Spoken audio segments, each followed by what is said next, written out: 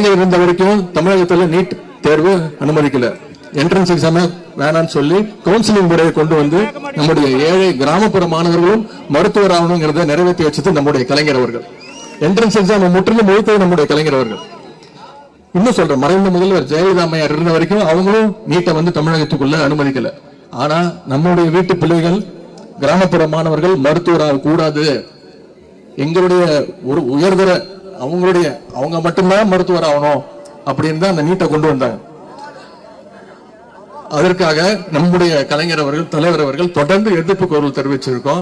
13 உயிர்கள் இறந்திருக்காங்க இந்த 3 வருஷத்துல. 13 மாணவர்கள் நீட் தேர்வுல உயிரிழந்திருக்காங்க. ஆயிரக்கணக்கான மாணவர்கள் தேர்வு பெற்றுட்டு இருந்தாங்க இந்த கோச்சிங் கிளாஸ் போய். இந்த வருஷம் வெறும் 8 மாணவர்கள் தான் அரசு பள்ளியில் படித்த வெறும் 8 மாணவர்கள் தான் நீட் முறையில தேர்வு பெற்றிருக்காங்க. இதை வந்து கண்டிச்சு இதை வந்து இருக்கக்கூடாது, நம்முடைய மாணவர்கள் கிராமப்புற மாணவர்கள் மருத்துவர் ஆகணும்னு நம்முடைய தலைவர் கொடுத்த அழுத்தத்தினால அரசு வந்து 7.5% தேர்வு பெறலாம், இடஒதுக்கீடு கொடுக்கணும் அப்படின்னு சட்டமன்றத்தை தொடர்ந்து குரல் கொடுத்ததுனால சட்ட மசோதாவை தாக்கல் பண்ணி அதை வந்து ஆளுநருக்கு அனுப்பிச்சு வச்சிருக்கோம். ஆனா இந்த ஆளுநர் திரு பன்வாரிலால் புரோஹித் அவர்கள் கிட்டத்தட்ட 40 நாள் ஆச்சுங்க, கையெழுத்து போட மாட்டேங்கிறார். ஒரு வக்கற்ற ஒரு திராணியான ஒரு தெம்பான ஆட்சியா இருந்தா என்ன பண்ணணும்?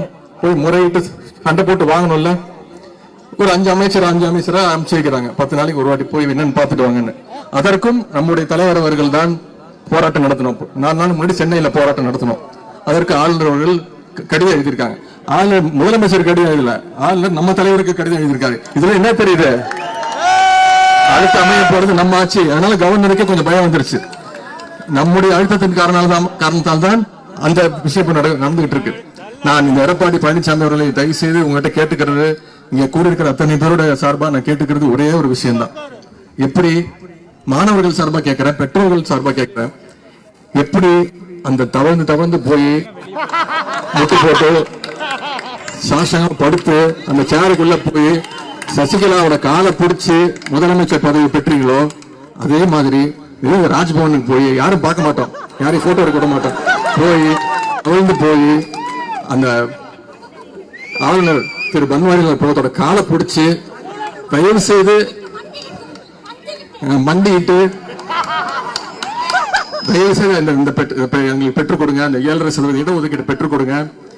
இது முதல் கட்ட போராட்டம் தான்.